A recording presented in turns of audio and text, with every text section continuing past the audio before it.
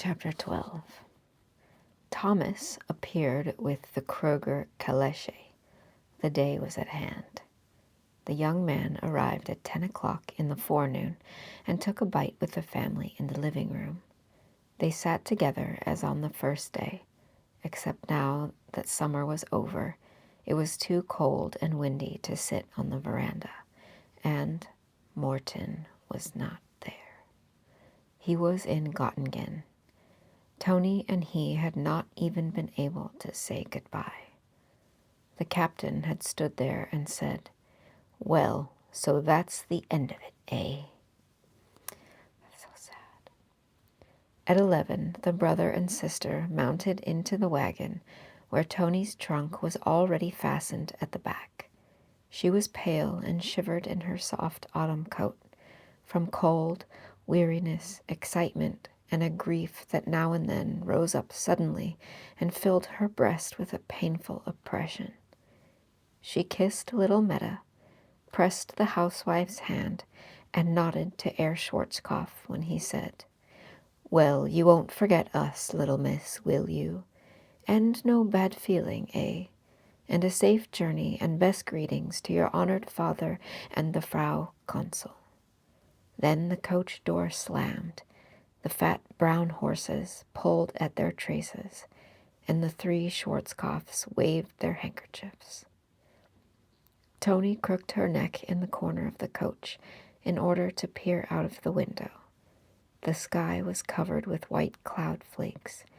The Trave broke into little waves that hurried before the wind. Now and then drops of rain pattered against the glass. At the end of the front, people sat in the doors of their cottages and mended nets. Barefoot children came running to look curiously at the carriage. They did not have to go away. As they left the last houses behind, Tony bent forward to look at the lighthouse. Then she leaned back and closed her tired and burning eyes. She had hardly slept for excitement. She had risen early to finish her packing and discovered no desire for breakfast. There was a dull taste in her mouth, and she felt so weak that she made no effort to dry the slow, hot tears that kept rising every minute. But directly her eyes were shut, she found herself again in Travemünde on the veranda. She saw Morton in the flesh before her. He seemed to speak and to lean toward her as he always did, and then look good-naturedly and searchingly at the next person, unconsciously showing his beautiful teeth as he smiled. Slowly her mind grew calm and peaceful again. She recalled everything that she had heard and learned from him in many a talk, and it solaced her to promise herself that she would preserve all this as a secret holy and inviolate and cherish it in her heart. That the King of Prussia had committed a great wrong against his people. That the local newspaper was a lamentable sheet.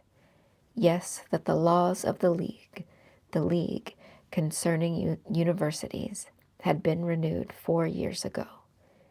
All these were from now on consoling and edifying truths, a hidden treasure which she might store up within herself and contemplate whenever she chose.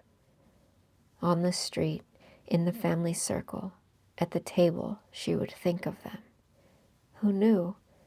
Perhaps she might even go on in the path prescribed for her and marry Herr Grunlich. That was a detail, after all. But when he spoke to her, she could always say to herself, "I know something you don't. The nobility is in principle despicable." She smiled to herself and was assuaged. Assuaged or assuaged? I don't know how to pronounce that word. She smiled to herself and was, I assume, comforted. But suddenly, in the noise of the wheels, she heard Morton's voice with miraculous clearness.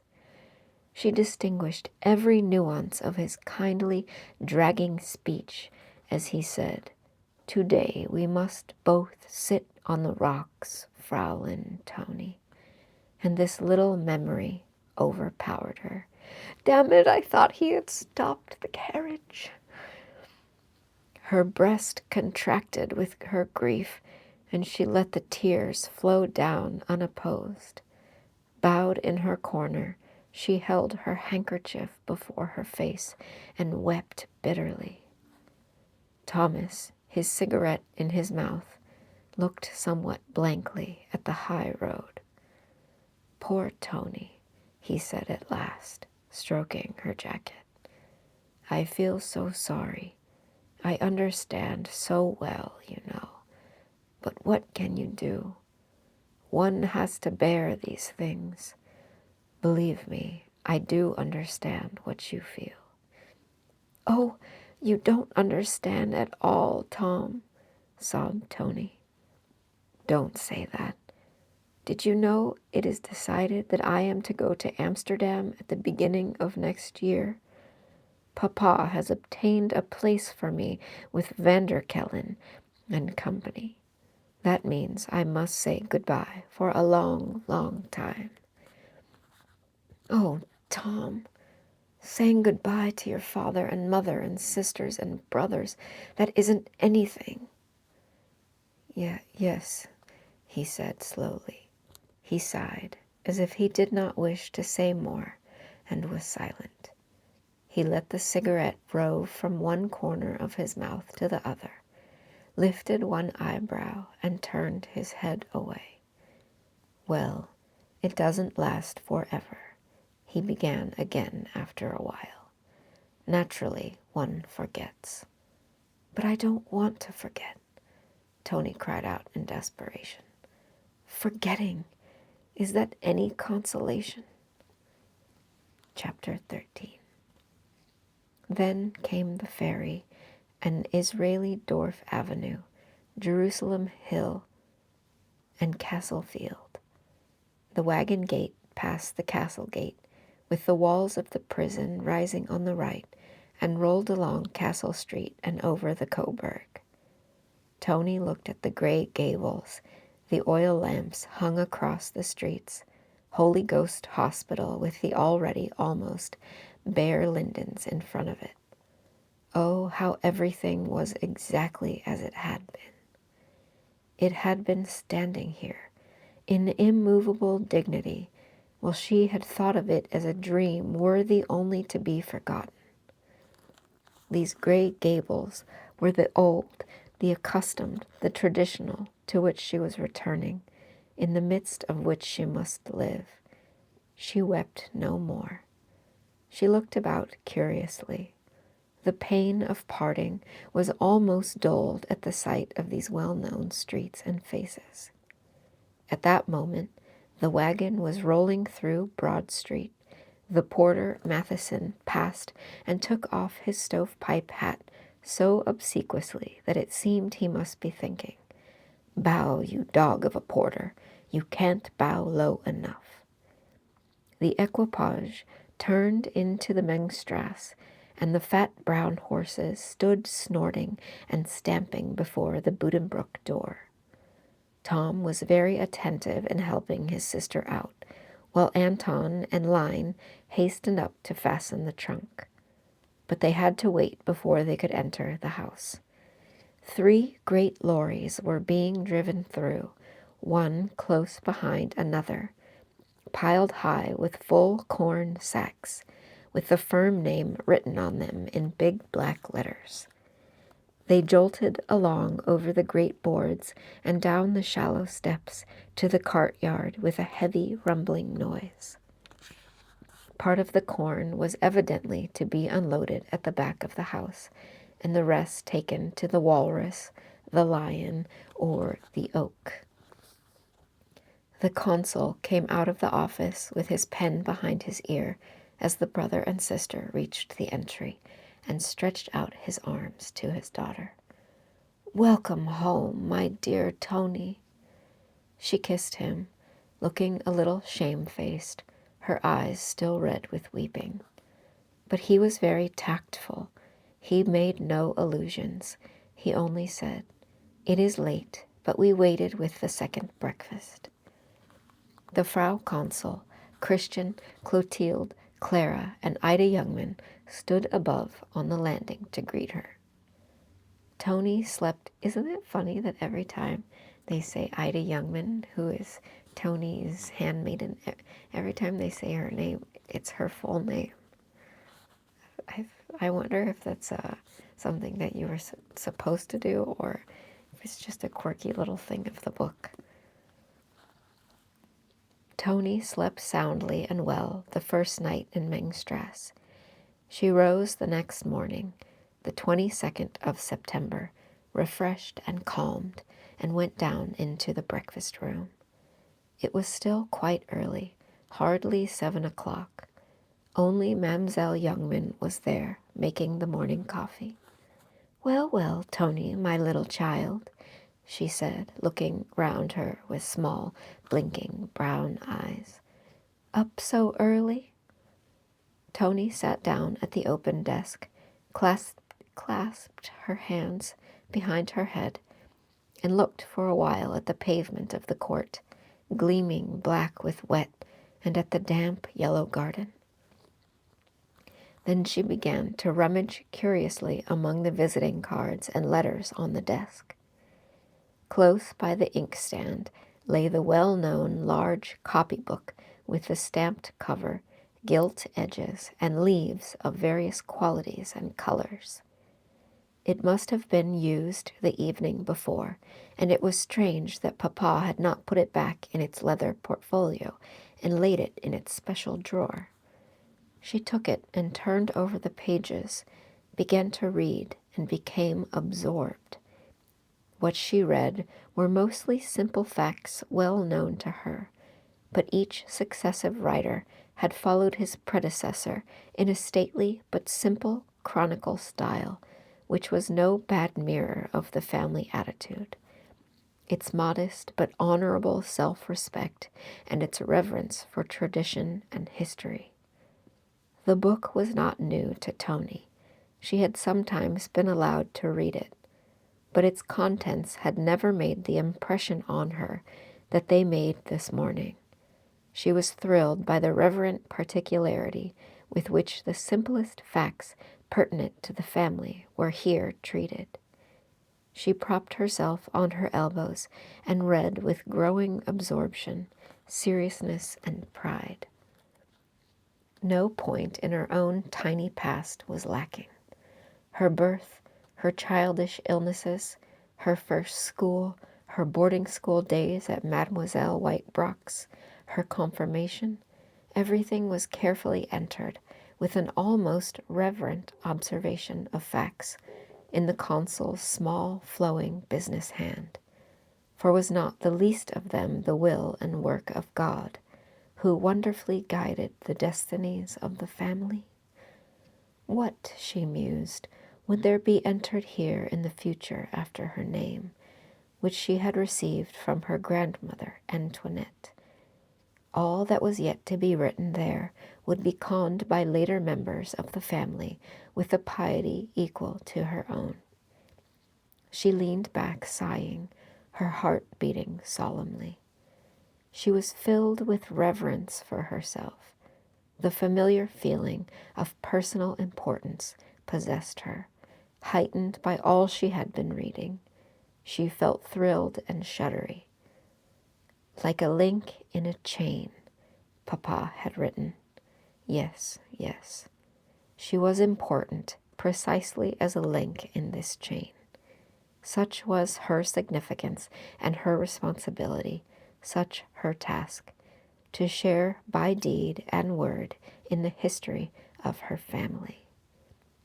She turned back to the end of the great volume, where on a rough folio page was entered the genealogy of the whole Buddenbrook family, with parentheses and rubrics indicated in the consul's hand, and all the dates set down, from the marriage of the earliest scion of the family with Brigitte Schuren, the pastor's daughter, down to the wedding of Consul Johann Buddenbrook with Elizabeth Kroger in 1825. From this marriage, it said, 4 children had resulted, whereupon these were all entered, with the days and years of their birth, and their baptismal names, one after another.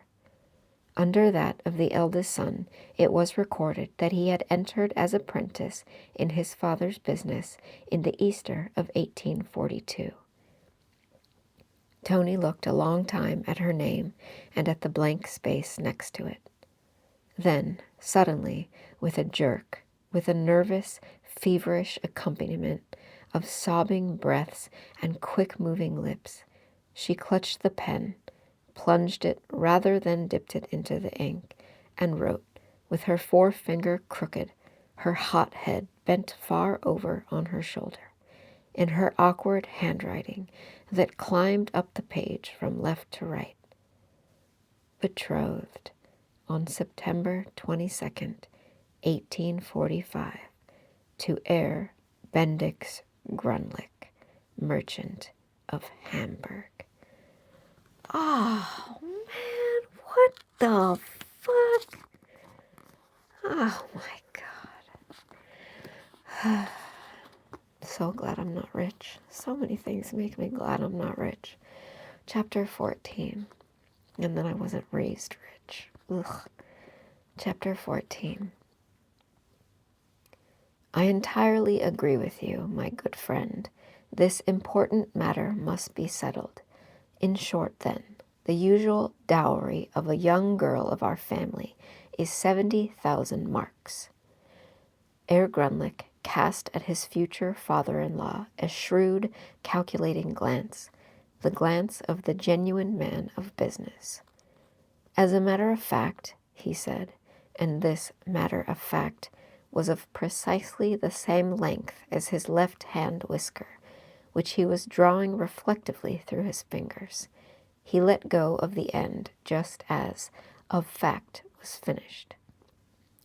You know, my honored father, he began again, the deep respect I have for traditions and principles. Only, in the present case, is this not consideration for the tradition a little exaggerated? A business increases, a family prospers. In short, conditions change and improve. My good friend, said the consul, you see in me a fair-dealing merchant.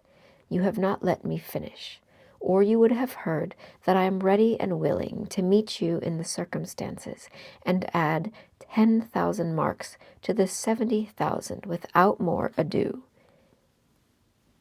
I hope we find out. I hope we don't find out Herr Grunlich is a swindler. But I hate him. 80,000 then, said Herr Grunlich. Ew, here's my daughter and money.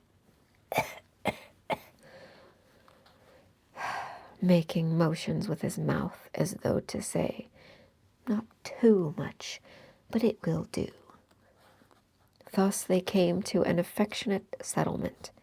The consul jingled his keys like a man satisfied as he got up, and in fact his satisfaction was justified, for it was only with the 80,000 marks that they had arrived at the dowry traditional in the family.